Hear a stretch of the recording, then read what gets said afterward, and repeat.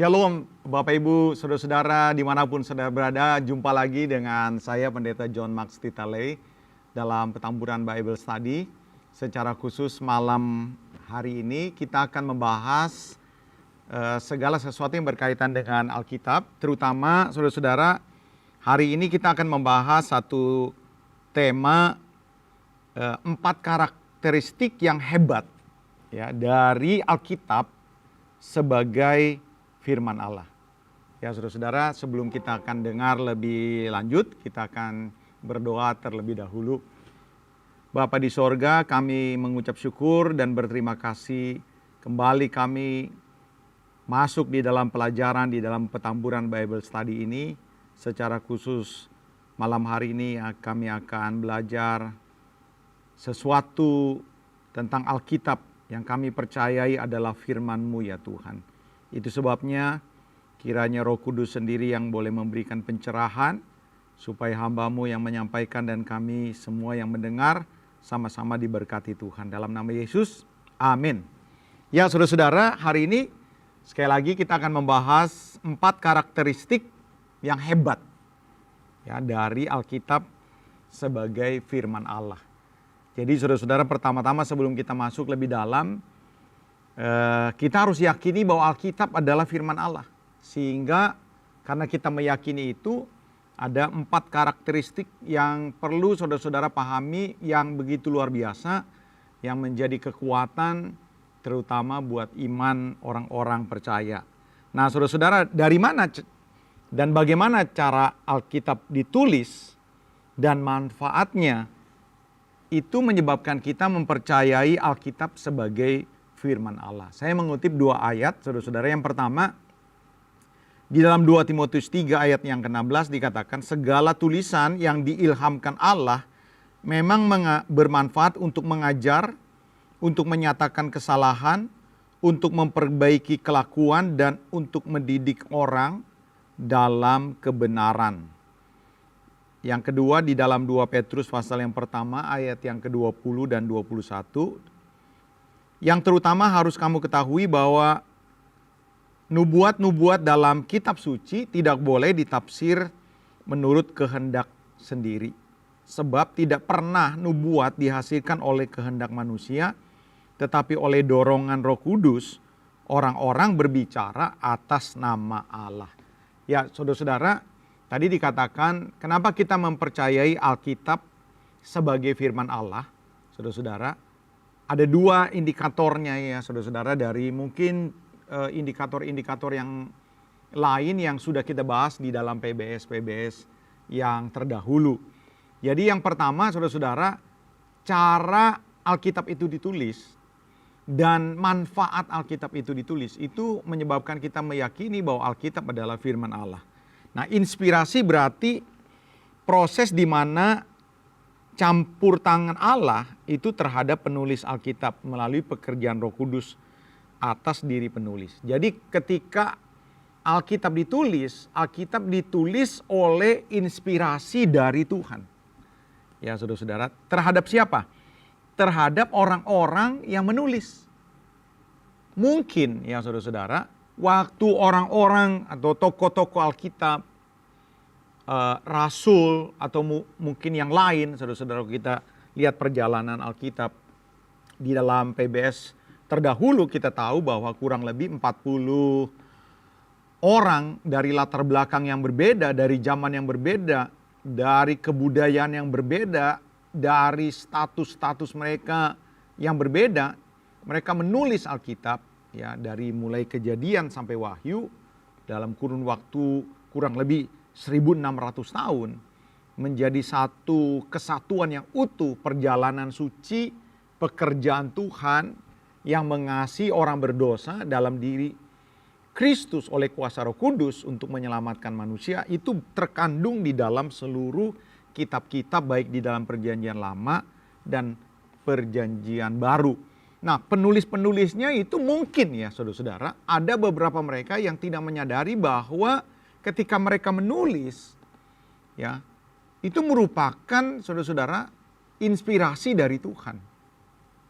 Itulah yang disebut di dalam 2 Timotius pasal yang ketiga ayat yang ke-16 tadi. Dalam bahasa aslinya kata inspirasi ya, inspiration ini ditulis dengan kata theopneustos ya, di dalam terjemahannya dikatakan divinely breathed atau giving by inspiration of God. Sehingga apa yang mereka tulis merupakan kata asli mereka, namun sekaligus merupakan catatan akurat dari wahyu yang turun dari Allah. Ya, yang tentu tidak mengandung kesalahan. Walaupun gaya tulisan mereka, tujuan mereka menulis itu tentu memiliki latar belakang yang berbeda-beda. Namun saudara-saudara, karena itu diinspirasikan oleh Tuhan, tentu tidak mengandung kesalahan. Bukan berarti seperti seorang sekretaris ya, secara mekanis didiktein, bukan seperti itu saudara-saudara. Walaupun di dalam sejarah mungkin ada beberapa yang seperti itu. Misalnya contohnya Musa ya.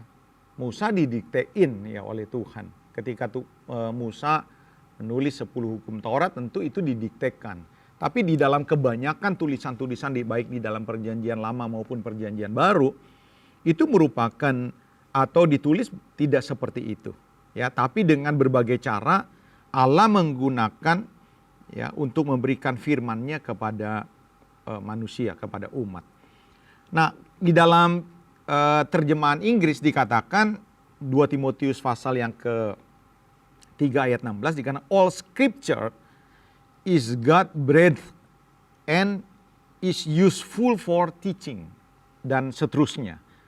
Kata God-breathed ya, di sini berarti bahwa Allah menghembuskan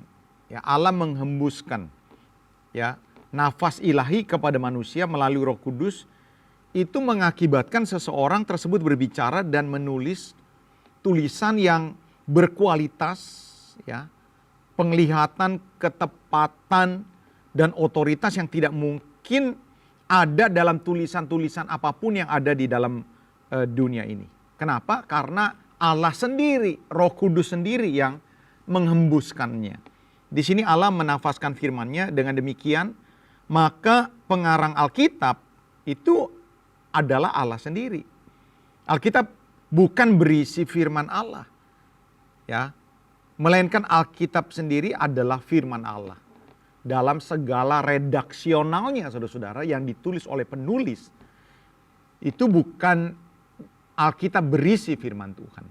Alkitab adalah firman Tuhan. Jadi meskipun Alkitab ditulis oleh tangan-tangan manusia biasa, tetapi sumber tertinggi adalah Allah sendiri. Kenapa? Karena diinspirasikan, dinafaskan oleh Allah kepada penulis ya, kepada penulis. Jadi ingat saudara-saudara, bagaimana Alkitab ini ditulis, itulah yang menyebabkan kita memiliki sebuah keyakinan bahwa Alkitab adalah firman Allah. Dan tentu saudara-saudara, selain dari tadi manfaatnya, walaupun Allah mengontrol penulisnya, Allah mewahyukan, Allah memberikan inspirasi, sehingga apa yang ditulis mereka hanyalah apa yang akan atau dikehendaki oleh Allah sendiri. Para penulis tetap menggunakan pikirannya, kepribadiannya sendiri. Jadi Paulus yang menulis berdasarkan pengetahuan, latar belakang, pendidikan, ya situasi pada waktu itu Paulus. Ketika dia menulis surat kepada Timotius, kepada orang-orang di Korintus, ya dia tidak menyadari bahwa tulisannya adalah diinspirasikan oleh Tuhan. Ya, berdasarkan kedekatannya dengan Tuhan, ya dia menulis yang ternyata bahwa itu semua diinspirasikan oleh Tuhan. Nah, melalui keunikan pribadi penulis itu, Allah tetap dapat menyampaikan firman-Nya. Dengan demikian wajar bila di dalam Alkitab termuat hal-hal yang cukup membuat para intelektual terpesona dan kagum. Ya, kenapa saudara-saudara? Karena ditulis bukan saja oleh orang-orang yang berpendidikan seperti Paulus, tapi ditulis oleh orang-orang yang sederhana, para nelayan seperti Petrus, ya saudara-saudara, Yakobus. Tapi saudara-saudara memiliki satu benang merah yang sama, karya Allah di dalam Kristus untuk menyelamatkan orang berdosa melalui kuasa Roh Kudus. Dan bila dibaca dengan hati yang hormat, jujur, rendah hati, mereka akan menemukan Allah di dalamnya. Nah, tentu saudara-saudara, tadi dikatakan cara dan bagaimana dan manfaat Alkitab yang luar biasa ini menyebabkan kita meyakini bahwa Alkitab adalah firman Allah. Kita tahu bahwa tidak ada orang yang bisa berubah kelakuannya menjadi benar. Tidak ada orang bisa sampai untuk bisa berhadapan dengan Allah kecuali mereka mempercayai isi Alkitab. Nah, saudara-saudara, itu sebabnya Alkitab ini kita yakini sebagai firman Allah. Nah, berdasarkan itulah saudara-saudara, ya, Perjanjian Lama dan Perjanjian Baru ini memiliki beberapa karakteristik yang tidak dimiliki oleh kitab-kitab manapun. Ya, saudara-saudara. Apa itu, saudara-saudara? Ini saya akan masuk ini. Yang pertama, saudara-saudara, karakteristik Alkitab itu yang pertama itu berkuasa. Berkuasa. Tidak ada buku yang diciptakan oleh penulis di dunia ini yang memiliki kuasa, ya. Kuasa yang hebat, kuasa yang di luar nalar, kuasa yang adikodrati.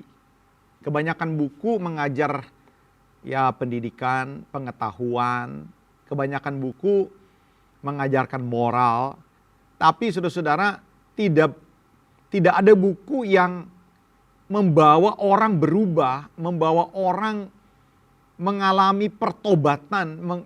Tidak ada buku yang membuat orang akhirnya berjumpa dengan Allah. Itu kecuali Alkitab. Itu sebabnya saudara-saudara, Alkitab ini berkuasa. Alkitab berkuasa dan memiliki wibawa tertinggi bagi kehidupan manusia. Alkitab menyatakan apa yang benar dan salah secara mutlak. Dan membawa kepada perubahan hidup dari kehampaan dan kebinasaan kepada kebermaknaan dan kehidupan kekal. Sehingga manusia wajib mempercayai dan mengikutinya. Wow, jadi saudara-saudara, karakteristik yang pertama dari Alkitab yang kita percayai sebagai firman Allah yaitu berkuasa. Ya, penuh dengan mujizat. Orang yang mempercayai Alkitab mengalami mujizat. Karena apa? Ada kuasa. Ya, saudara-saudara. Ini yang pertama. Yang kedua, apa karakteristik Perjanjian Lama dan Perjanjian Baru sebagai firman Allah? Yang kedua, selain berkuasa, yang kedua itu cukup. Maksudnya apa? Alkitab itu cukup untuk menyatakan kehendak Allah kepada manusia sesuai dengan Allah yang Allah nyatakan. Artinya Alkitab tidak perlu ditambah dan dikurangi. Makanya kita menolak kitab-kitab di luar kanon yang sudah ditetapkan. Ya, saudara-saudara. Kanon Ibrani. Ya, kanon Ibrani ini menolak misalnya kitab-kitab apokrifa. Tentu berdasarkan kriteria-kriteria tertentu, ya. Saudara-saudara, indikator-indikator tertentu yang menyebabkan kita akhirnya menolak kitab apokrifa ini. Ya, kenapa? Salah satunya cukup. Jadi Alkitab ini tidak perlu ditambah Talmud, Alkitab tidak perlu ditambah karangan-karangan yang lain, saudara-saudara. Tidak seperti itu. Alkitab cukup. Tidak ada kitab lain yang memiliki nilai otoritas kuasa yang setara dengan Alkitab. Tidak ada ayat di dalam Alkitab yang boleh dibuang, ya, dan dinyatakan tidak berlaku sampai akhir dunia ini. Bahkan saudara-saudara, kalau saudara baca di dalam kitab Wahyu, ya dikatakan bahwa barang siapa menambah dari apa yang sudah ditetapkan oleh Allah ini, akan ditambah hukuman pada akhir zaman. Barang siapa mengurangi, akan dikurangi saudara-saudara apa yang didapat pada kekekalan. Jadi saudara-saudara, Alkitab cukup. Dengan Alkitab ini, orang mengalami kehidupan dari kehampaan dan kebinasaan, sehingga memiliki hidup yang bermakna dan hidup yang kekal. Ini yang kedua, ya Bapak Ibu saudara-saudara. Apa karakteristik yang ketiga dari perjanjian lama dan perjanjian baru yang kita percayai sebagai firman Allah? Yang ketiga, Alkitab tidak bisa hilaf. Ya. Infallible. Alkitab tidak bisa hilaf. Maksudnya, karena Alkitab merupakan firman Allah yang ditulis melalui pengilhaman Roh Kudus, maka Alkitab tidak bersalah sedikit pun. Tidak mungkin menyesatkan, ya, dalam maksud dan ajarannya. Tidak mungkin. Kalau di dalam prakteknya saudara-saudara terjadi ajaran-ajaran yang sesat, itu bukan terletak pada Alkitabnya, pada isi Alkitabnya, tetapi pada penalaran yang keliru, penalaran yang sempit, sehingga timbul tafsiran-tafsiran yang tidak bertanggung jawab, yang keluar dari maksud Allah tersendiri. Makanya perlu Bapak Ibu saudara-saudara, seorang hamba Tuhan, ya tentu berlaku untuk semua, ya semua anak Tuhan. Tapi tidak semua anak Tuhan dipanggil misalnya untuk menjadi pengajar-pengajar, guru, gembala, dosen-dosen, saudara-saudara. Ya, hamba-hamba Tuhan perlu juga belajar. Ya, masuk sekolah-sekolah yang bertanggung jawab, sehingga mereka tidak sembarangan untuk menafsirkan Alkitab. Ya, jika sembarangan menafsirkan Alkitab, maka bisa saja timbul penafsiran-penafsiran yang keliru, yang tidak bertanggung jawab. Ya, sehingga orang menganggap bahwa Alkitab itu salah. Tidak, saudara-saudara. Pada intinya, pada dasarnya Alkitab memiliki karakteristik infallible, tidak pernah hilaf, tidak pernah menyesatkan. Ya, mengapa? Jelas karena Tuhan yang memberikan inspirasi. Ini yang ketiga. Nah, Bapak Ibu saudara-saudara, kita masuk ke bagian yang keempat, yang terakhir ya. Alkitab itu bersifat atau punya karakteristik inerensi. Apa itu? Alkitab tidak bisa salah. Bukan cuma tidak bisa hilaf, tapi Alkitab tidak bisa salah. Alkitab tidak bisa salah bukan karena produk manusia. Bukan. Karena ini produknya Allah. Walaupun manusia yang menulis. Tapi kalau saudara-saudara mengikuti tadi pada awal saya membawakan sesi ini, bahwa theopneustos itulah yang menyebabkan kita mengakui bahwa pengarang sesungguhnya adalah Allah sendiri lewat karya Roh Kudus melalui orang-orang yang dipilih oleh Tuhan. Nah, jadi Alkitab ini tidak bisa salah karena memang bukan produknya manusia, karena Allah yang berinisiatif. Alkitab diilhamkan oleh Allah yang Maha benar, ya. Roh Kudus turut berperan dalam penulisannya. Karena itu Alkitab tidak bisa salah dalam ajarannya, maksud dan juga kalimat-kalimatnya, saudara-saudara. Ya, maksud dan kalimat-kalimatnya. Tentu ini mengacu kepada tulisan aslinya ya, tulisan aslinya. Sebab di dalam perkembangannya Alkitab pada awal-awal perlu disalin, itu bisa saja saudara-saudara mengalami kekeliruan teks ya, mengalami kekeliruan teks. Makanya saudara-saudara, kalau saudara belajar teologi, ada yang belajar tentang kritik teks.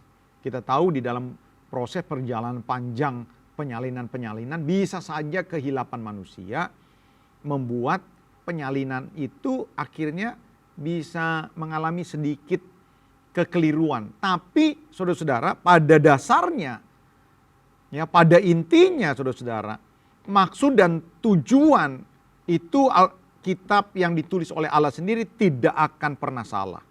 Ya, baik secara geografis, historis maupun teologis. Pemahaman ini khususnya menunjuk kepada setiap huruf dan naskah asli Alkitab. Ya, tadi saya sudah terangkan. Yang tidak bersalah hingga detail yang terkecil. Seperti itu. Nah, saudara-saudara, saya masuk di bagian yang terakhir pada PBS malam hari ini. Apa itu, saudara-saudara? Pentingnya iman kita yang mempercayai bahwa Alkitab tidak bisa salah. Itu kita perlu sekali.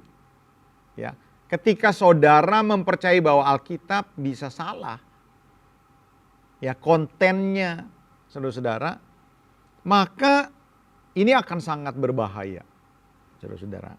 Allah mampu mengawal firman-Nya, sehingga saudara-saudara, kesalahan terkecil apapun tidak akan merusak konten.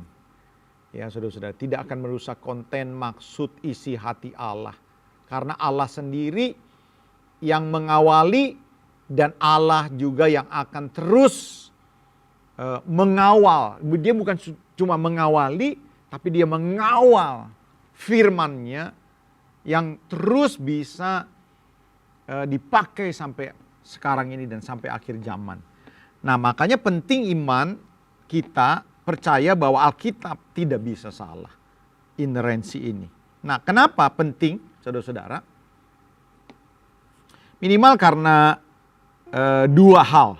Yang pertama, apabila inerensi, ya saudara-saudara, disangkal, ya, bahwa Alkitab tidak bisa salah ini disangkal, ini akan merusak baik dalam bidang doktrin maupun praktika. Misalnya, ya saudara-saudara, kalau kejatuhan Adam secara historis ini disangkal, ini akan menimbulkan kegaduhan. Bukan cuma secara teologi, tapi tentu berkaitan dengan iman. Coba bisa bayangin, ada beberapa teolog mengatakan bahwa Adam itu, peristiwa kejatuhannya di Taman Eden itu bukan terjadi secara historis. Coba bisa bayangin, itu khayalan atau itu sebuah cerita yang dibangun, ya, pada masa-masa awal orang-orang Israel yang ingin mendengarkan awal mula kejadian dunia ini. Maka kalau itu disangkal, tentu akan terjadi kegaduhan, ya, terjadi misbelief terhadap iman kita karena penyangkalan keberadaan Adam secara historis. Lalu apalagi, saudara-saudara? Misalnya kalau kita tidak atau menyangkal Alkitab tidak bisa salah, berarti ada kemungkinan juga, saudara-saudara, cerita tentang Yunus itu tidak terjadi secara historis. Nah, ada beberapa teolog yang berusaha untuk membawa Alkitab bisa diterima kepada semua orang karena bertentangan dengan nalar, maka mereka mengatakan bahwa cerita Yunus itu bukan terjadi secara historis. Nah, mereka mulai membangun nalar mereka dengan berargumen bagaimana manusia bisa berada di dalam perut ikan, ya, perut ikan selama 3 hari, ya, selama 3 hari. Coba pikir, ya, pakai nalar. Jadi manusia itu tidak akan bisa hidup misalnya tanpa oksigen. Itu yang pertama. Yang kedua, ada orang yang meneliti bahwa di dalam perut ikan itu mengandung zat-zat asam yang tentu akan menghancurkan benda-benda yang masuk ke dalamnya. Nah, tentu sangat tidak masuk akal kalau peristiwa Yunus ini terjadi secara historis. Jadi ini merupakan satu cerita seperti cerita-cerita rakyat yang belum tentu kebenarannya. Nah, saudara-saudara, tentu tidak. Ya, Alkitab tidak bisa salah. Ya, kita harus terima kenyataan dan keyakinan bahwa peristiwa Yunus itu terjadi. Bahkan apa, saudara-saudara? Bahkan Tuhan Yesus mengutip peristiwa Yunus ini dan menggambarkan dirinya, saudara-saudara. Artinya apa? Tuhan Yesus juga menerima. Nah, saudara-saudara, makanya penting bahwa karakteristik Alkitab yang inerensi ini perlu diterima. Kalau tidak diterima, misalnya peristiwa-peristiwa mujizat dalam Perjanjian Lama dan Perjanjian Baru, itu bisa saja disangkal. Para teolog liberal yang berusaha untuk membuat saudara-saudara, agar Alkitab ini bisa diterima oleh banyak orang, karena Alkitab banyak mengandung satu peristiwa-peristiwa yang sepertinya tidak masuk akal. Nah, saudara-saudara, tapi kita harusnya bersyukur karena memang Alkitab itu berkuasa. Makanya tadi saya ngomong, saudara-saudara, karakteristik yang pertama, Alkitab itu berkuasa karena mengandung peristiwa-peristiwa yang harus kita yakini syarat dengan mujizat, syarat dengan karya-karya Allah yang adikodrati, yang tidak bisa diterima oleh nalar. Misalnya ya saudara-saudara, beberapa orang berusaha untuk memakai yang disebut dengan teori sumber. Untuk apa? Untuk menerima dengan nalar bahwa bukan Musa yang menulis kitab Taurat. Sehingga mereka mulai memakai nalar mereka, sehingga ada teori-teori yang membuat kita diajak untuk sejalan dengan pikiran, dengan akal. Padahal dengan jelas-jelas ya saudara-saudara, Alkitab dengan jelas bahwa Musa lah penulis. Salah satu indikatornya yang harus kita pakai adalah tentu Yesus. Sebagai Allah, ya saudara-saudara yang mengetahui, Yesus sendiri sering mengatakan Taurat Musa, dikatakan begitu. Lalu misalnya ada yang bisa berkata menerima adanya 2 atau 3 penulis kitab Yesaya. Ini kan bisa berbahaya. Pandangan yang longgar terhadap perzinahan. Kalau misalnya Alkitab tidak bisa salah.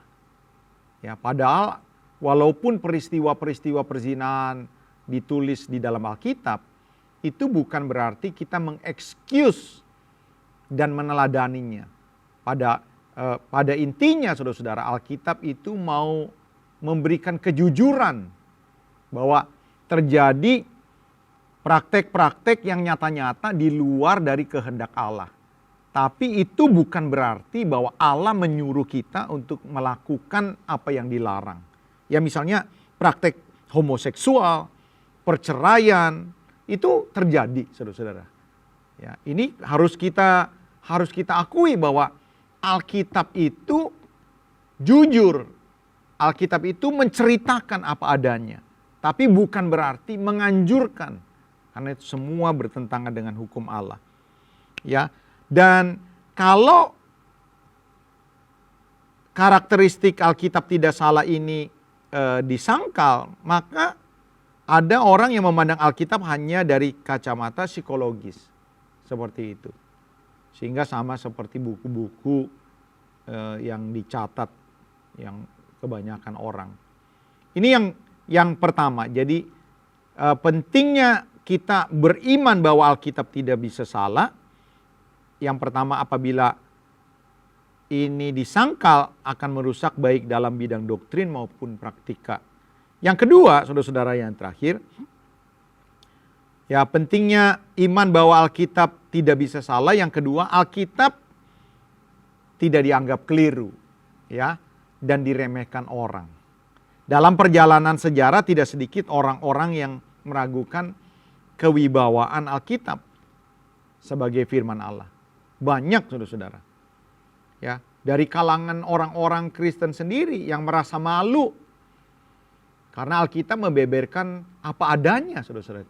Jujur, ada cerita tentang pembunuhan, ada cerita tentang peperangan, pembunuhan satu bangsa, ada cerita tentang ya tadi dikatakan pemberontakan. Tapi itu bukan berarti bahwa Alkitab menganjurkan.